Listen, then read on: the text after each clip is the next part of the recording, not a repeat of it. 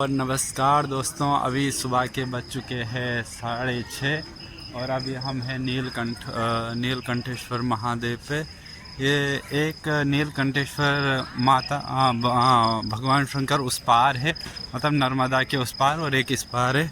तो उस पार तो हमें दर्शन हो गए थे। अब इस पार के दर्शन करते हैं और फिर यहाँ से अपनी यात्रा के लिए आगे की ओर प्रस्थान करते हैं। बोल नर्मदे हर। और ये है श्री नीलकंठेश्वर महादेव, बहुत सुंदर लग रहे हैं प्रभु वहाँ पे बैठे हुए। और इधर है श्रीमन महागणाधिपते नमः। और इधर साइड से श्री कार्तिक स्वामी जी महाराज हैं और ऊपर बैठे हैं श्री महादेव। बहुत सुंदर का नज़ारा है।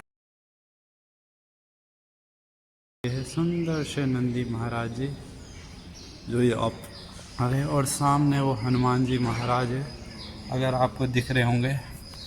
हनुमान जी महाराज बहुत सुंदर लग रहे हैं। कह रही फोन नीचे रख, फोन नीचे रख। फोन नहीं नीचे रखूँगा महाराज जी। और कितने ही सुंदर है, बहुत सुंदर है हनुमान जी महाराज। अभी आपको दिखाते हैं बिल्कुल पास से। जय हो हनुमान जी महाराज की जय।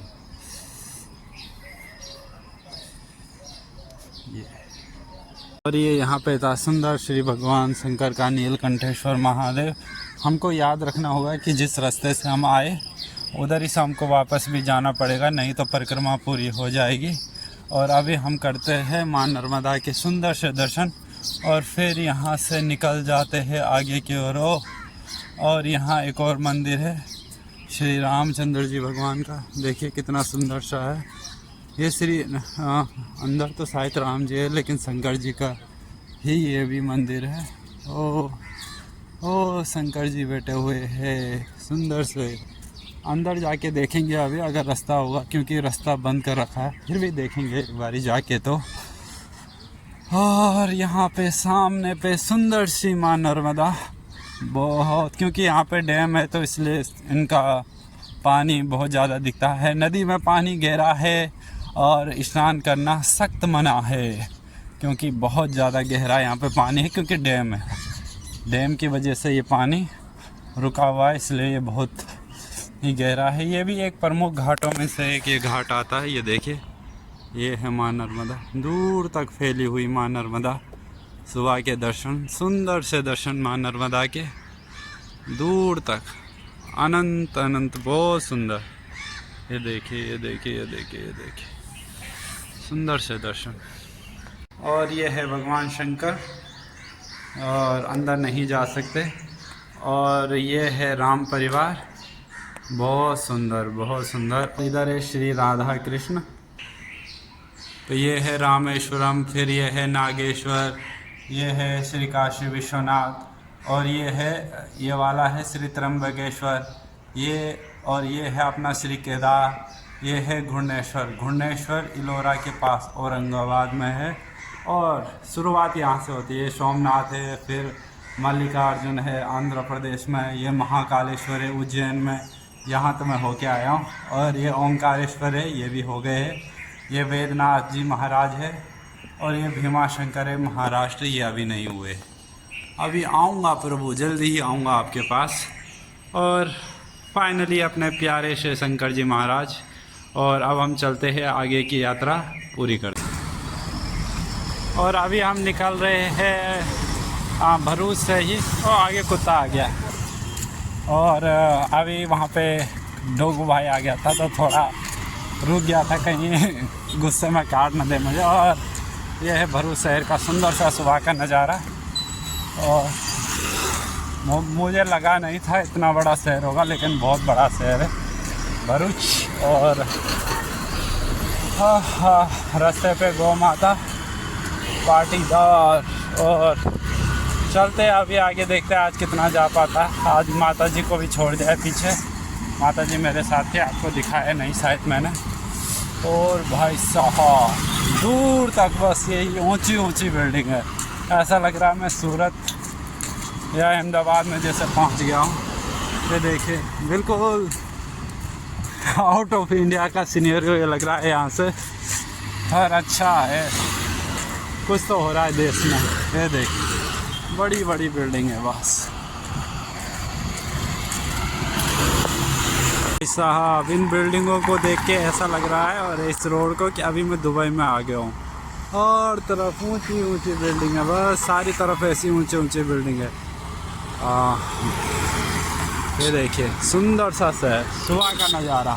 लोग अपने काम पे जा रहे हैं, कुछ लोग जॉगिंग कर रहे हैं, कुछ लोग स्कूल जा रहे हैं। और बहुत सुंदर सा ये शहर है भरूच। मुझे लगा नहीं था, सच में नहीं लगा था कि इतना बड़ा और इतना सुंदर ये शहर होगा, और बहुत सुंदर।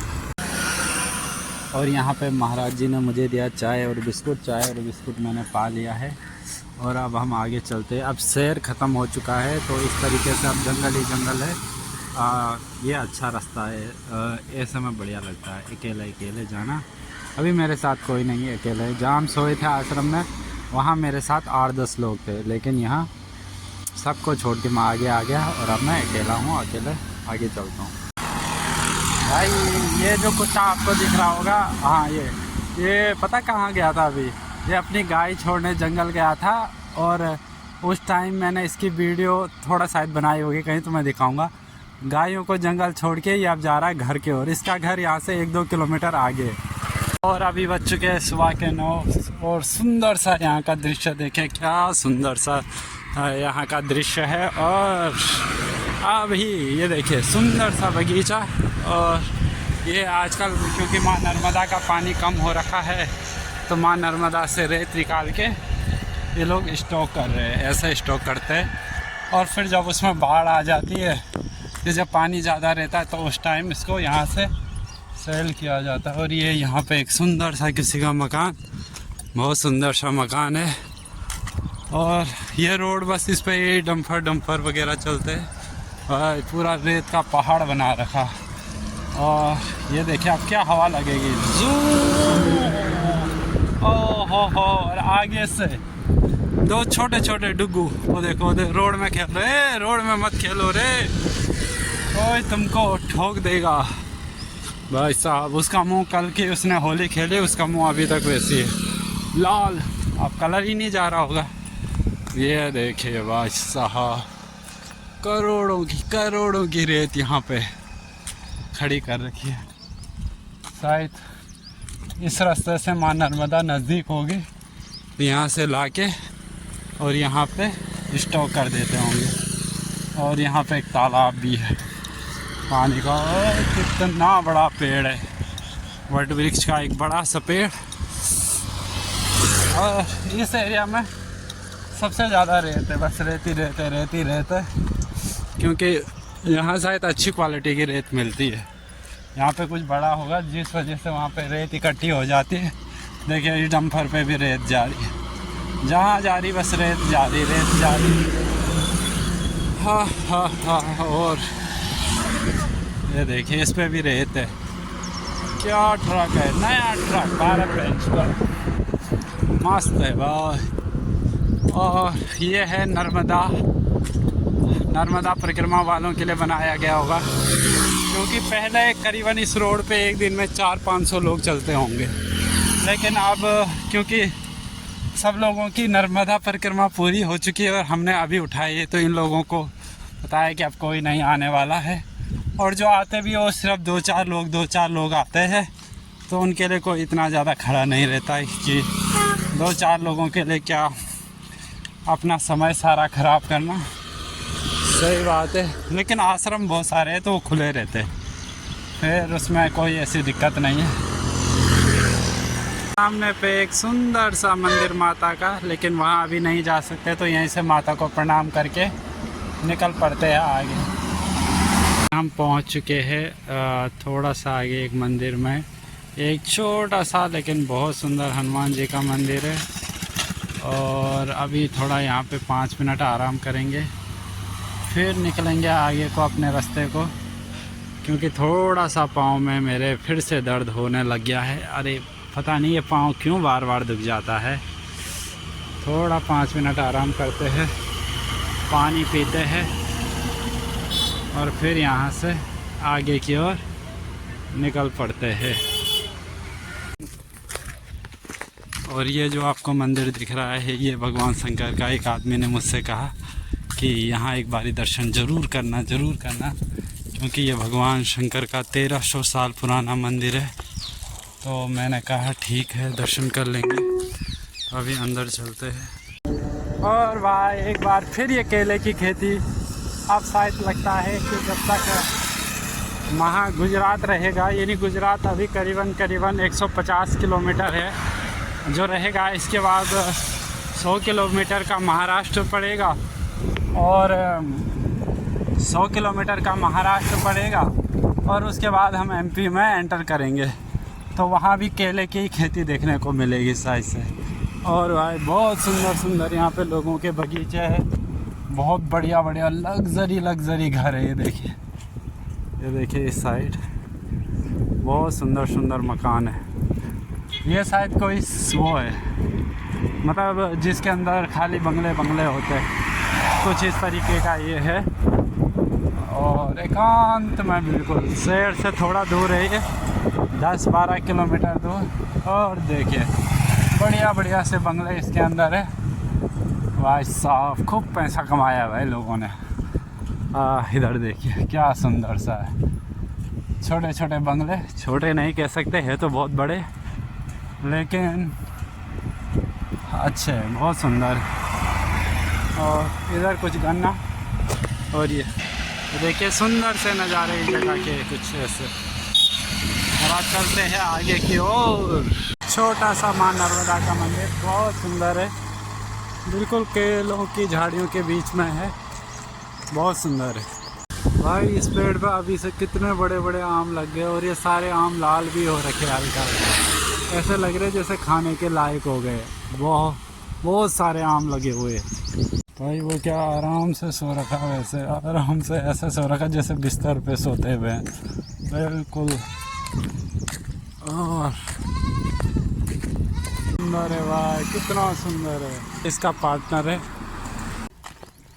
और ये जो ताऊ जी आपको दिख रहे होंगे, ये मुझे बहुत दिनों पहले मिले थे नीलकंठ धाम में, क्योंकि मैं इन्हें इसलिए पहचान पा रहा हूँ क्योंकि जो इन्होंने टोपी पहन रखी है, ये टोपी इनको एक माता जी ने दी थी।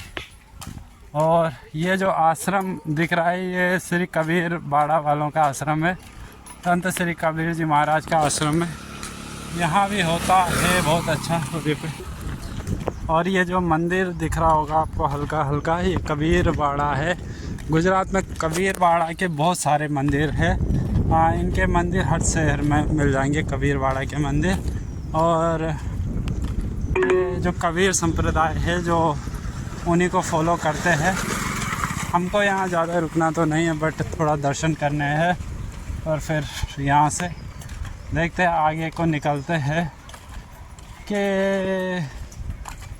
ये है भरद्वाज आश्रम अन्न क्षेत्र, परम पूज्य संत श्री संपूर्णानंद। हाँ रोहित, गुजराती पढ़नी आती है मुझे थोड़ा बहुत। और यहाँ पे माँ नर्मदा के सुंदर से दर्शन। और सामने पे श्री कबीर साहब का 400 साल पुराना 600 साल पुराना एक कहीं मंदिर है। जब हम उस साइड से आए तो हमें लगता था कि इस साइड अच्छा रास्ता है साइड चलने का, और अब हम उस साइड देख रहे हैं तो उस साइड हमको अच्छा रास्ता दिखाई दे रहा है और इधर रास्ता ही नहीं है। जब हम उस साइड होते थे तो इस साइड अच्छा रास्ता दिखाई देता था और यहाँ अब रास्ता ही नहीं है, क्योंकि कल से हम जहाँ से निकले हैं बस एक ही दिन हमको साइड में रास्ता मिला था और अब रास्ता ही नहीं मिल रहा है। ये बड़ी समस्या है। देखिए इस तरीके से कुछ माँ नर्मदा के सुंदर से दर्शन। और यहाँ से जो अगला आश्रम है वो अंगारेश्वर महादेव का है, जो करीबन यहाँ से 4 किलोमीटर दूर है, वहाँ पहुँचते हैं। ये देखिए यहाँ पे कुछ सुंदर सा इस तरीके का नज़ारा, वाह भाई मन खुश हो गया यहाँ पे आके। और बढ़िया हवा चल रही है। देखिए ये मंदिर था यहाँ पे, लेकिन जो वो कबीर जी महाराज का मंदिर था वो उस साइड है बल, तो उस साइड हम कैसे जाएं अब, क्योंकि हम नर्मदा नदी पार नहीं कर सकते। और तो अब हम सीधा चलते हैं आगे अंगारेश्वर। देखिए कितने बड़े वट वृक्ष है और ये इधर का कुछ सुंदर सा नज़ारा, ये देखिए। चल दोस्ती ऐसी होनी चाहिए भाई। देखिए ये दोनों करीबन 60 साल के ऊपर के हैं और मस्त ढंग से परिक्रमा करते हैं। दोनों एक साथ रहते हैं, एक साथ चलते हैं। ऐसी दोस्ती होनी चाहिए। भाई साहब इनके सिंग देखो, क्या बड़े बड़े सिंग हैं इनके। और आश्रम से खाना खाने के बाद अब हम निकल चुके हैं आगे। बढ़िया सी वहाँ पे मैं पहुँच गया था 12 बजे और बाजरे की रोटी खाई और दाल थी, अचार था और मीठे में गुड़ था और भाई एक बड़ा सा चम्मच घी था, वो खाया। 2 घंटे वहाँ पे आराम किया और अभी निकल गया हूँ, क्योंकि अभी क्या इधर रोड के अगल बगल सारा छाव छाव है, बिल्कुल हाईवे पेड़ों के बीच है। ऐसा वाला हाईवे नहीं कि कुछ नहीं है, बहुत सुंदर सुंदर पेड़ है, इसलिए छाव है और बढ़िया हवा चल रही है, तो चला जा सकता है। तो अभी मैं निकल गया हूँ, जहाँ तक पहुँच पाऊँगा, जहाँ लगेगा कि ये आश्रम अच्छा है वहाँ रुक जाऊँगा। ऐसा कुछ नहीं है कि बस भागना है, कहीं पहुँचना है, कहीं नहीं पहुँचना है। जहाँ तक माई लेके जाएगी बस वहीं तक। और कल से हम कोशिश करेंगे कि माई के किनारे किनारे हम चलें, माँ नर्मदा के किनारे किनारे। और यहाँ पे एक भैंस की छोटी सी बच्ची और वहाँ पे एक गौ माता है। यहाँ पे भैंस है और ये कोई गांव अब आ गया है। और गौ माता साहिब से मुझसे नहीं वो सो रही है, मुझसे नहीं डर रही है, सो रही है। मुझे लगा मुझसे डर रही है, वो सो रही है। हाँ, ठंडी ठंडी हवा चल रही है। ऐसी जगह हो तो एक दिन में 30-40 किलोमीटर आराम से चला जा सकता है, क्योंकि ऑलरेडी मैं करीबन 17 किलोमीटर चल चुका हूँ। तो अगर 11-12 किलोमीटर और चल गया तो 30 किलोमीटर के समथिंग हो जाएगा और इतना ठीक है। अभी हम पहुंच चुके झुरेण में और ये यहाँ का गांव है कुछ इस तरीके से। मैं इसी रोड से जा रहा था तब तक नर्मदे ये महाराज जी मिले। इन्होंने साइकिल से पूरे भारत की यात्रा की हुई है। पहले ही जम्मू कश्मीर के थे, ये पंडित रहे होंगे, फिर वहाँ से ये उन्होंने वहाँ से छोड़ के अब ये एमपी में आ गए हैं। और अभी एक अंकल जी ने बोला कि चाय पी लो, बोला तो चाय पी लेते हैं। फिर यहाँ से आगे एक आश्रम थोड़ी 5 मिनट के रास्ते पे 1-3 किलोमीटर है, आगे जितना जा सकते हैं वहाँ तक जाएंगे। और अभी हमने ये गांव पार कर लिया है और अभी धूप लग रही है भाई अब, क्योंकि अभी जबकि 4 बजने वाला है, लेकिन धूप इसलिए तेज़ हो गई है, ये लग रही है कि इधर पेड़ पौधे नहीं है कहीं। ये छोटी सी मार्केट थी, ये लगभग ख़त्म हो चुकी है, लेकिन यहाँ सर दर्द होने लग गया, सीधे धूप जैसे लगने लग गया। अब रास्ता पता नहीं कहाँ है, यहाँ कुछ लगा हुआ भी नहीं है। भाई साहब फिर हम खेतों के बीच में आ चुके हैं और इस साइड कपास है और इस साइड भी कपास ही है और आगे से एकदम टर्निंग मोड़।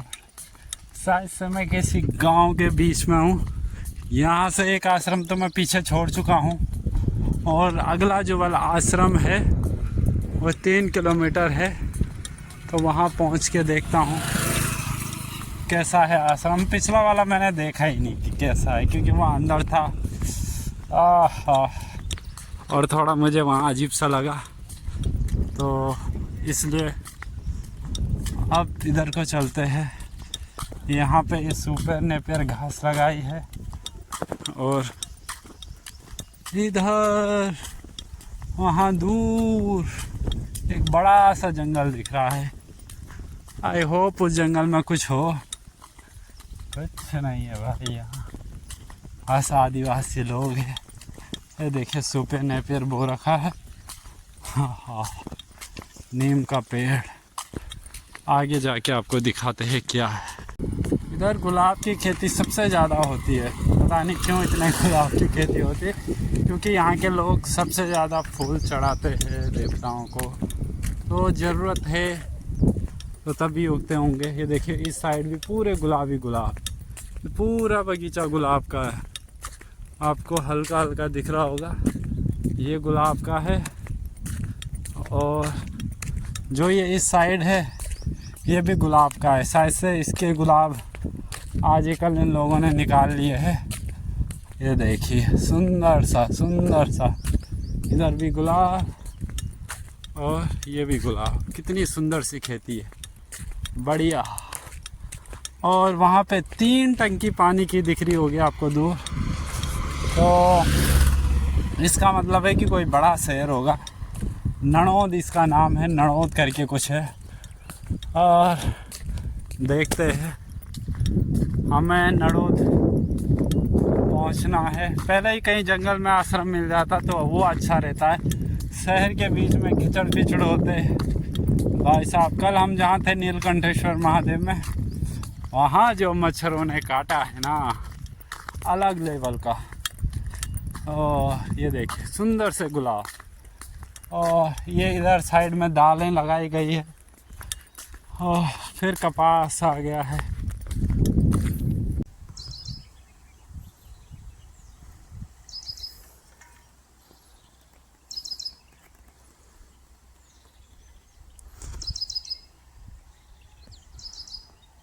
भाई अभी हम पहुंच गए नड़ौद गांव में। ये गांव है इधर पीछे, अभी पूरा नहीं दिख रहा होगा आपको नड़ौद गांव। तो यहाँ पे कबीर जी महाराज का आश्रम है पहले ही, वहाँ रुकने के लिए बोल रहे हैं कि वहाँ रुकना। उसके आगे भी एक बहुत बड़ा आश्रम है, लेकिन गांव वाले बोल रहे हैं उसमें मत रुकना, बल वो अच्छा नहीं है। बल पीछे छोटा सा एक कबीर जी महाराज का आश्रम है, वहाँ रुकना। बल देखते हैं, क्योंकि अगला जो आश्रम बता रहे वो 6-7 किलोमीटर बता रहे, तो दोनों को चेक कर लेंगे, नहीं तो आगे ही निकल जाएंगे। और झाड़ियों में भैंस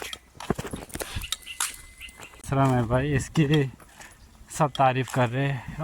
और इन्होंने लिखा ये सही है कि यह निजी आश्रम है, यहाँ रात्रि विश्राम की सुविधा नहीं है।